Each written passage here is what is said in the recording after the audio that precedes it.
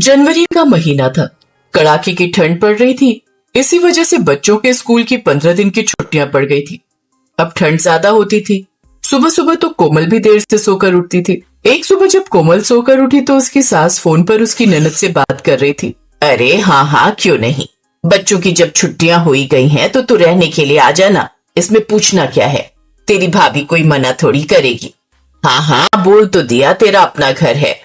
कोमल बहू, पूजा थोड़े दिनों के लिए बच्चों के साथ रहने आना चाहती है। बोल रही है कि तुम्हें कोई परेशानी तो नहीं है ना? नहीं नहीं, मुझे कोई परेशानी नहीं है, बोल दीजिए, पूजा को आ जाएगी। देखा, मैंने कहा था ना कि बहू को कोई परेशानी नहीं है। चल अब मैं तेरे लिए क्या बनवा दूं खाने में, बच्चे क्या खाएंगे बता दे।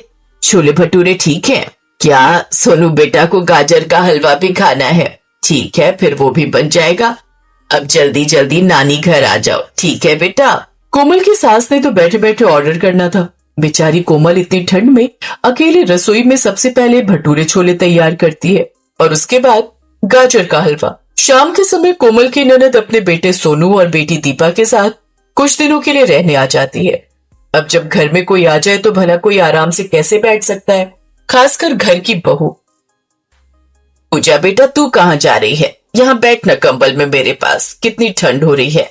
बच्चों को भी कंबल में बिठा दे। मम्मी, भाभी रसोई में थी, मैं सोच रही थी उनके साथ रात के खाने की तैयारी करवा लूं। रहने देना, कभी कभी तो आती है, यहाँ भी काम में लग जाएगी, कर लेगी तेरी भाभी अपने आप। तू मेरे पास बैठ और टीवी देख। रिया बेटा, वो तुम्हारे मामा जी जो गजक लाए थे वो डिब्बा मम्मी के से लेकर आना। मम्मी, गजक से याद आया, मैं तो भाभी और बच्चों के लिए कुछ खाने का लाई ही नहीं। क्या करूं, ये ऑफिस में थे, मैं तो कैब से आई हूँ। रास्ते में सोच रही थी कि कोई मिठाई या गजक की दुकान मिल जाए, पर कैब वाले भैया ने कैब रोकी नहीं। कोई बात नहीं, तू इतना क्यों सोचती है, तू अपने मायके ही तो आ रही है, कोई पराये घर नहीं आ रही है। नहीं लाई तो कोई बात नहीं। दादी ये लो, ला दे।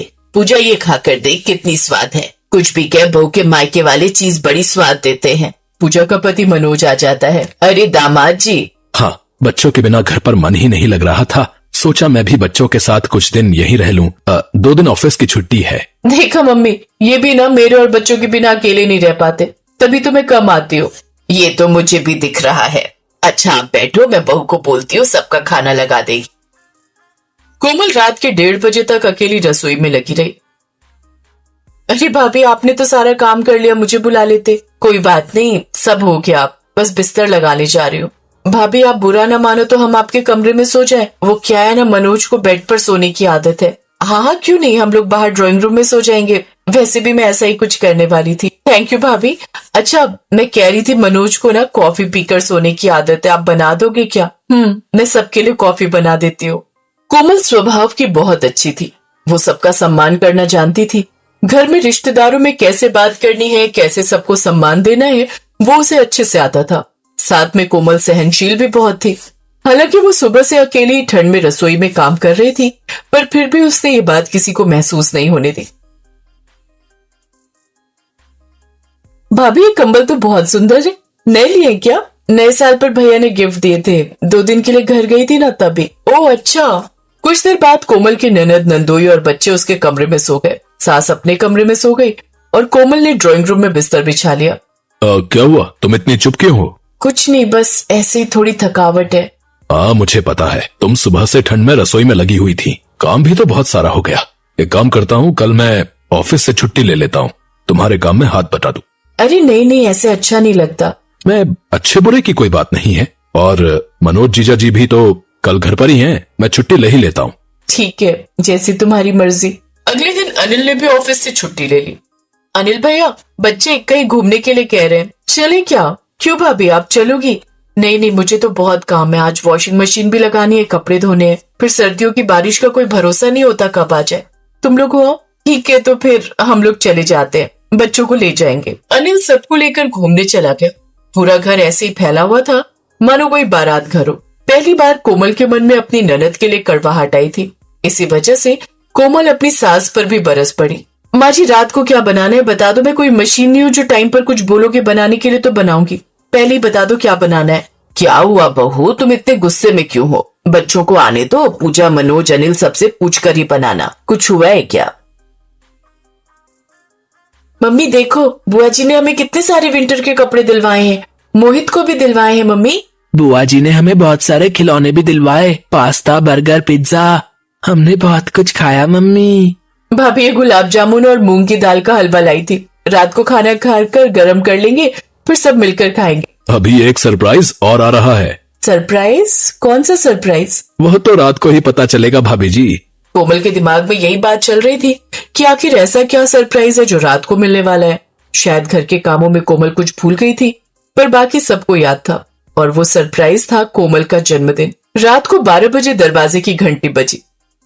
कोमल, तुम्हारा सरप्राइज आ गया। कोमल के कमरे के दरवाजे के बाहर उसकी ननद, नंदोई, बच्चे और सास सब हाथों में केक और ढेर सारे गिफ्ट लिए हुए खड़े थे। ये सब कोमल के बर्थडे का सरप्राइज था। इस प्लान में अनिल और कोमल के बच्चे भी मिले हुए थे। हैप्पी बर्थडे कोमल भाभी, जन्मदिन की ढेर सारी शुभकामनाएं बहू, जीती रहो, सदा खुश रहो, ईश्वर तुम्हें लंबी आयु दे। Thank you so much. मैं तो अपना जन्मदिन भूल ही गई थी, आप सबको याद था, और ये इतने सारे गिफ्ट मेरे लिए। Thank you thank you thank you so much. अब आपका जन्मदिन जनवरी में आता है, ठंड में आता है तो ठंड के मजे भी तो लेने चाहिए भाभी। अभी तो बहुत सारे सरप्राइज बाकी हैं। कल हमने आपके बर्थडे के लिए रेस्टोरेंट भी बुक किया है, हमने आपके मायके वालों को भी इनवाइट किया है। कल हम सब मिलकर आपका जन्मदिन धूमधाम से मनाएंगे भाभी। आप भी तो हमारे लिए कितना कुछ करते हो, तो हमारा भी तो फर्ज बनता है ना अपनी प्यारी भाभी के लिए कुछ करने का।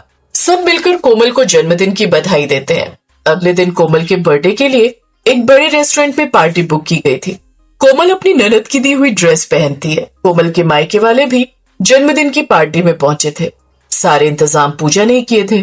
कोमल को एहसास होता है कि कुछ देर के लिए उसकी सोच अपनी ननद पूजा के लिए कड़वाहट वाली हो गई थी, पर पूजा के स्नेह ने सब कुछ संभाल लिया। ठंड के दिनों में अपने जन्मदिन पर कोमल के चेहरे पर एक अलग खुशी थी, और वो खुशी उसके चेहरे पर उसकी प्यारी ननद की वजह से ही आई थी।